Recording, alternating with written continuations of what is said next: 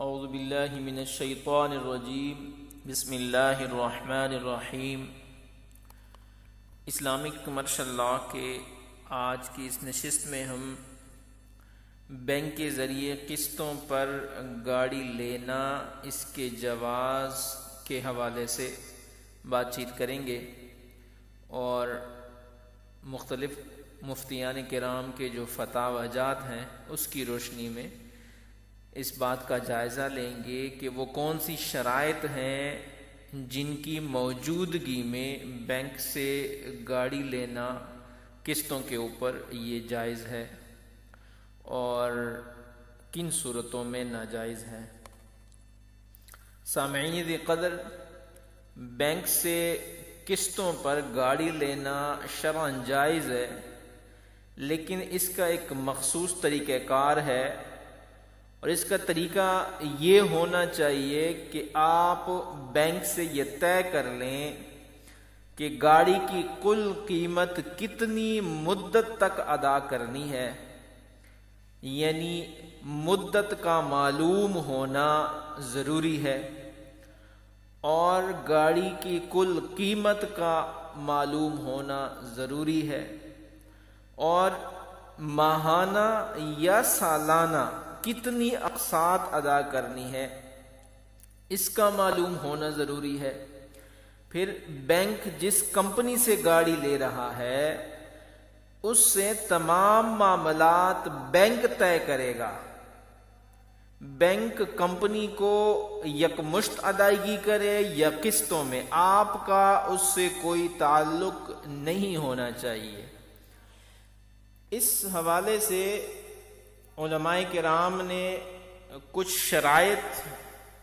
لکھی ہیں، اگر یہ شرائط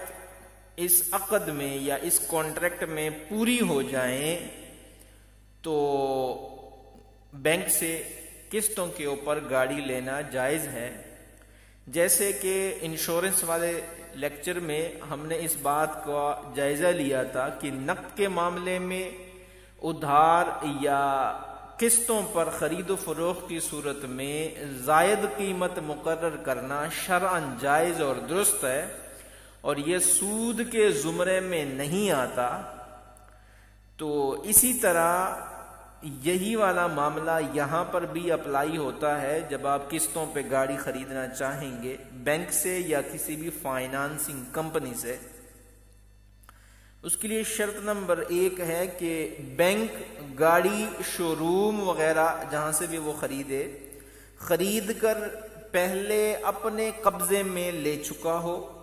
یعنی جو گاڑی آپ کو بینک بیچ رہا ہے چاہے وہ قسطوں پہ ہے یا پھر یکمشت ہے تو پہلے وہ بینک کے قبضے میں ہونا ضروری ہے اور پھر دوسرے عقد کے ذریعے، یعنی دوسرے کانٹریکٹ بینک اور آپ کے درمیان جو کانٹریکٹ ہوگا اس کے ذریعے یہ کسٹمر کو فروخت کرے۔ آپ کسٹمر ہیں، بینک جو ہے وہ سیلر ہے، تو اس عقد کے ذریعے وہ آپ کو قسطوں کے اوپر گاڑی دے سکتا ہے، لیکن شرط یہ ہے کہ بینک وہ گاڑی پہلے اپنے قبضے میں لے۔ اس کے بعد ہے دوسری شرط کہ اول مجلس عقد، یعنی جب آپ بینک سے کانٹریکٹ کرنے جائیں تو اس مجلس میں یہ طے کر لیا جائے کہ یہ معاملہ ادھار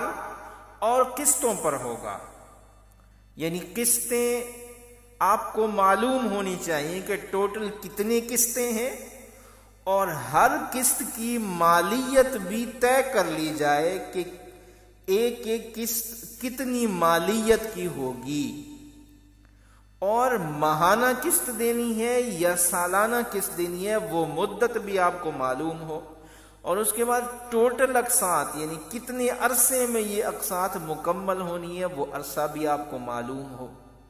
یعنی یہ بھی طے کر لیا جائے کہ کل کتنے قسطیں ہوں گے۔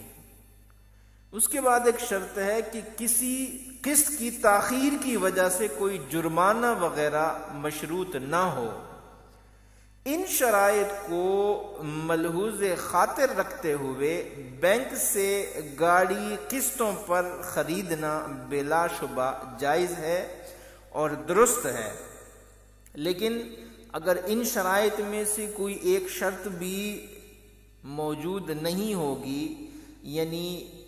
کوئی غرر ہوگا، غرر کہتے ہیں کہ انسرٹینٹی ہے، کوئی چیز نامعلوم ہے، تو ان صورتوں میں اگر کوئی چیز نامعلوم ہے تو ایسا کانٹریکٹ کرنا یہ ناجائز ہوگا، اور جب وہ چیز معلوم ہو جائے گی تو پھر یہ کانٹریکٹ جائز ہو جائے گا۔ اس لیے کہ الفقہ المالیہ کا اسلامی جو فائنانس ہے، اسلامی معیشت ہے، اس کا یہ اصول ہے کہ کوئی بھی ایسا کانٹریکٹ یا عقد وہ ایسا نہیں ہونا چاہیے جس میں کوئی شے، کوئی ایلیمنٹ غیر معلوم رہ جائے